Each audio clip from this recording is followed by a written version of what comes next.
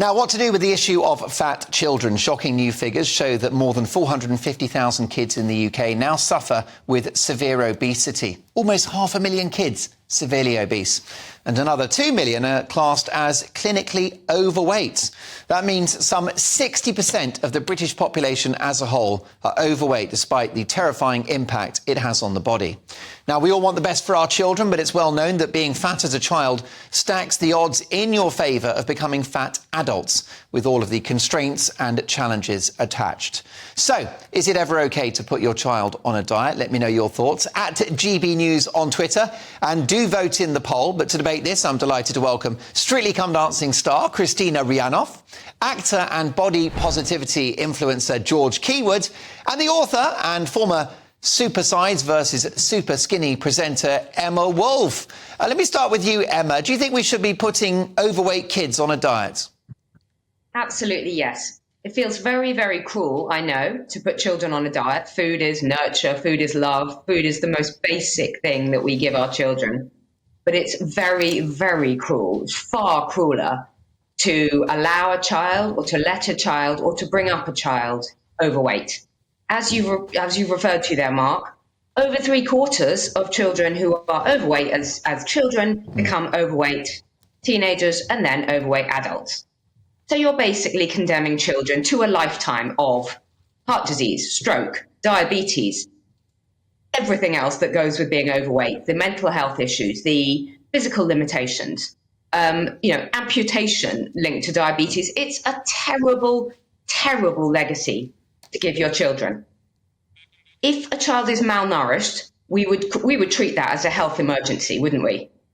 Why on earth are we allowing children to grow up overweight? It's a terribly, terribly sad thing to see an overweight child. When I was filming Super Size versus Super Skinny, I interviewed a young man, a teenage boy, 13, 14 years old. And he told me summer is his worst time. He had man boobs. He couldn't swim with his friends because they laughed at him. He couldn't shower with his friends. He couldn't play sport. He was absolutely terrified of summer because he was overweight. He was sweaty. He couldn't run around like other children.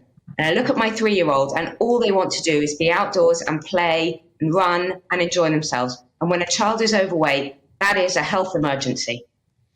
George Keywood, great to have you on the show. Body positivity influencer. What do you think about the idea of putting kids on a diet? I think it's kind of not a great thing for their body image, you know.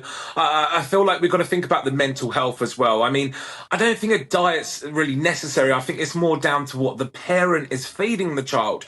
Surely the parents should just do this, sort of on the sly, on the secret, and don't make it such a big problem, because then it's going to really affect their mental health and just their whole body image. They're going to feel, terrible in themselves. They're going to be thinking, why do I have to do a diet? Am I strange? It's going to make them feel uncomfortable.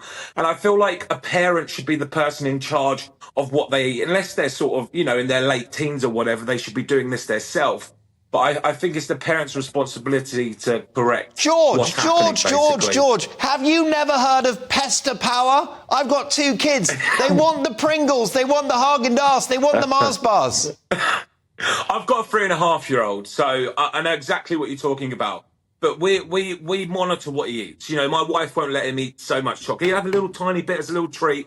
We are very careful and we're very cautious and we're very, we're just looking after him, and we're giving him the best life, and we want him to be healthy. I know I'm not exactly the slimmest guy around, but my wife takes care of that, and she's very good at making sure that he eats healthy. And I think it ultimately comes from the parent.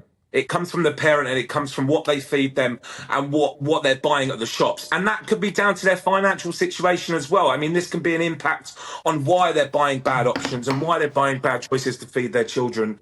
It can be many factors, but I genuinely believe that it starts from where the parents are, really, what they're feeding their kids. Kristina Rihanoff, great to have you on the show. Your body's a temple. You're a top athlete, a top dancer and performer. You look after your health. What do you think about the parents who let their kids get overweight? Is it child neglect? Is it child abuse? I agree. There is 2 great points I just heard, and I just want to say they both have obviously very valued points there. I have a child. She's a 7-year-old girl who is in ballroom dancing world. She's competing every single weekend, and she's a dancer. And obviously, she already kind of looks at her body and compares her to others. So it's a very big topic in our family, about healthy foods. Foods will give you energy for dancing, energy for being healthy, for being well, especially in winter when we have flus around and all other things. So we don't exactly talk about maybe diet, because I think children don't have a concept of a diet. And we don't want to maybe just say exact that words, maybe more like food preferences.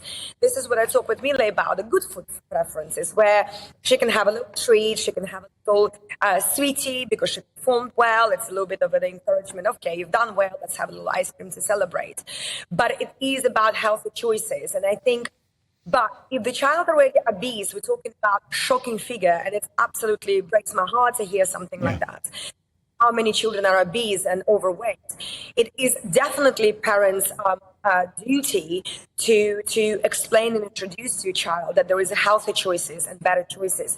I understand we're in a very difficult economic situation, and probably a lot of people struggling to actually make the choice to buy organic broccoli, which will be twice the price of the Happy Meal at McDonald's. Yeah. And this is really sad. We unfortunately in that situation, maybe for some parents, it's actually a choice. Do I feed my whole family with a Happy Meal, or actually I buy one broccoli for the whole family too because I can't afford more? It's a lot to say what we are living through right now. Okay. But I think it's about those choices as the parents we must make, because we have to explain to the kids this is good foods, they give you energy, not exactly bad foods. I don't want to use those words either. But it's about versus, nurturing foods versus just fun foods, which maybe we just eat very rarely because they're just a little bit of a treat, That's how I explain that to my daughter. Emma Woolf, you're shaking your head. You're not happy there. You're a wolf in sheep's clothing. Well, first of all, Kristina, you're a goddess, and I don't want to disagree with you on anything. I've always thought you are. Get the gloves off. Let's hear the truth. Stop being so polite. Secondly, Mark, my body is a temple too, and you forgot to say that.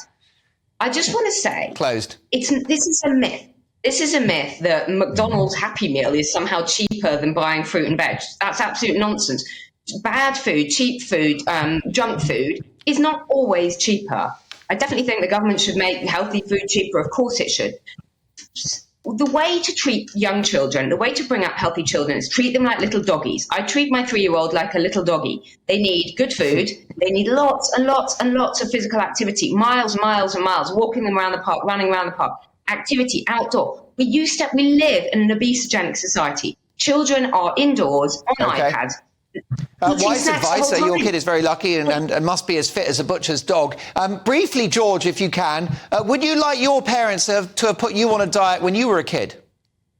I don't think I would have liked them to put me on a diet, because I feel like that would have probably affected me quite deeply. Okay. And I feel like that, but at the same time, I wish that they would have maybe chose better choices for me to eat, because, I was a plus size kid when I was younger. So I know for a fact that when I was younger, they would just go for the cheap, easy option. When you got 3 kids, you just want to make a meal quick time.